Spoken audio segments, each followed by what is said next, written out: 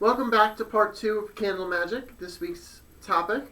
What we didn't go over in part 1 was the two different colors of gold and silver. Gold is to represent the god, and silver is to represent the goddess in ritual, or you could just burn one of those to celebrate the god or goddess, whichever one you are working with or celebrating. Then also we have right here, we have something called a floating candle. Steve, would you please tell us about it? When you have a floating candle, you generally can put it like in a decorative bowl of water, just for illumination, just for enhancement purposes. They usually last about an hour or so. It's just an interesting concept. And before I get into what the candles are used for, I usually like to use a different type of oil. I just grab protection off the shelf. And I also like to use fairy dust to dress a candle. So, should I go into how I work a candle? Go for it. As I said before, these are pull-out candles. You could use green for money, red for love, white for spirituality. What you would do is you would scribe or carve in your symbols or names, whatever you feel comfortable with, and then you would dress the candle with the oil. If you want to bring it to you, you face the candle to you, and from the middle, you bring the oil to you like that. And then you turn it the other way and just dress it with the oil after you've scribed it. And you put the fairy dust on there. Or you could just burn the candle the way it is. It's all up to the practitioner's point of view. I have a question. With the protection oil, you rubbed it towards you.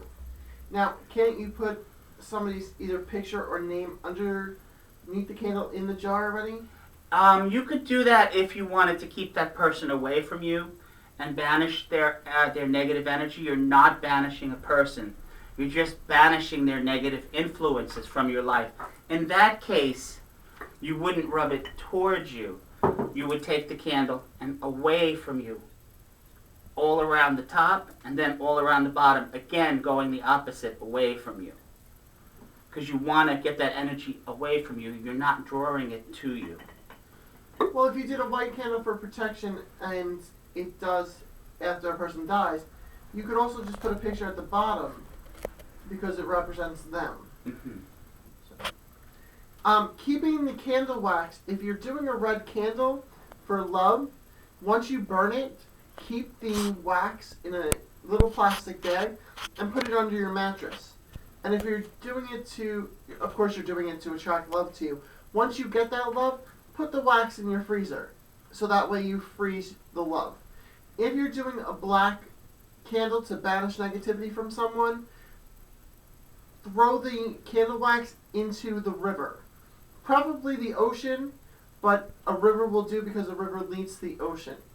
All other candles, well, the green and the orange can be buried in the backyard or in a potted plant because you're keeping the money and success on you. Just a little bit of words of wisdom. My thing, I wouldn't bury the wax. I have a tendency to burn the wax in a chimenea or in my cauldron, Okay. just to get rid of it so the spell actually goes through completely. I brought different candles that I had dressed personally. This is an orange votive candle. I did that for success. I did that with dragon's blood, the protection, and the neroli oils. And of course I used the dust just to enhance it. Neroli is also good for what? Neroli is an attraction oil, actually. It attracts love. It can attract good fortune. Also, another thing important to talk about is the moon cycles around Candle Magic. Anywhere between the full moon and the new moon. The full moon and the new moon, you can do anything you want. Anything to bring things towards you or away from you. During a waxing moon, which is between the new moon and the full moon, because as the moon's getting stronger and stronger, you want to bring things towards you. Okay, then from when the full moon goes to the new moon, it's getting smaller and smaller.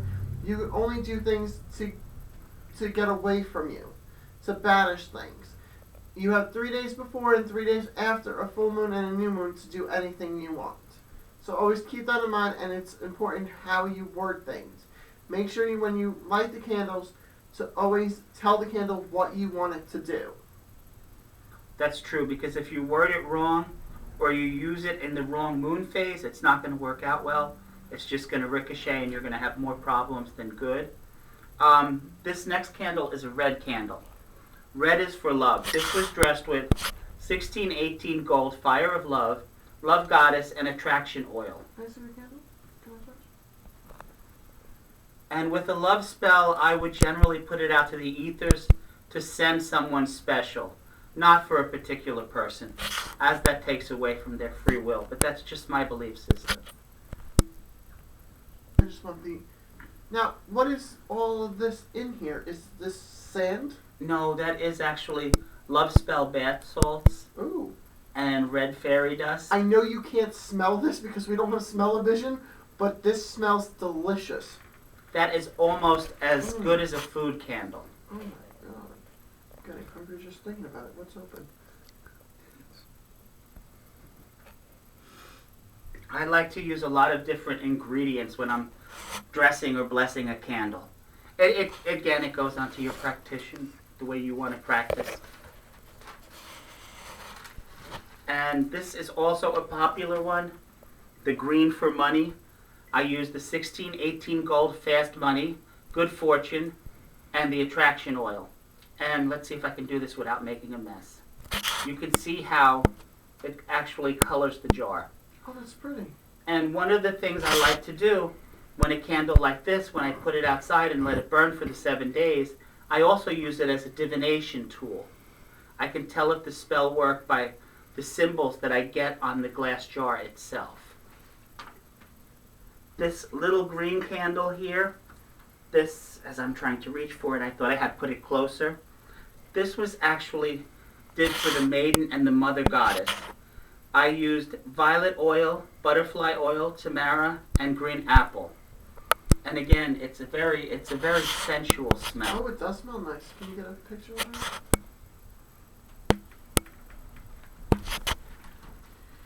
One thing, can I just borrow that white candle for a second? The plain white Yeah, candle. before you continue, I want to show you something that, with these are very good tools. If you take a carving knife, okay, or like a little screwdriver, you can carve out the bottom of the candle. Just be careful for the wick. You can put any kind of herbs or oil in there. Or if you're doing a money spell, write like a dollar sign on a piece of paper or parchment paper. Put it in here and make your wish in here, and then seal it back up. Put the wax that you take out on an oil burner and have it, and then drip it back over it, and then stick it again back in here, and you have the herbs in the candle already. With money candles, a lot of people like to make a fake $1 million bill and do that, Okay. just to bring in a bigger money amount. This is purple. I always use purple for psychic awareness, psychic powers. This one I dressed with opium, lemon verbena, witch's sight, and the lilac bath salts. And of course I carved in psychic energy, symbols, and words, just to make it my own special blend.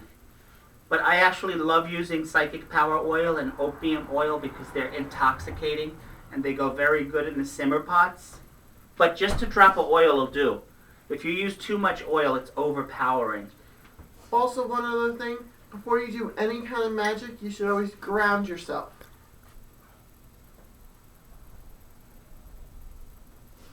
You should always ground yourself by pretending you are a tree, and your feet are tree trunks, and you're planting your energies into the ground. So this way, all the energy isn't kept in your body, it goes right back into the earth. And also pretend that there's white light all around you in the area you're working in. Okay, and this is a white pull-out candle. I did it for spirit guide. I put Power of God oil. I use wolf spirit, and it's very effective. I use silver and gold fairy dust on there for the god and goddess, so that their energy comes to me and they help guide me. Okay, this is it for Candle Magic. Thank you very much, Steve, for bringing everything in. We'll see you next week.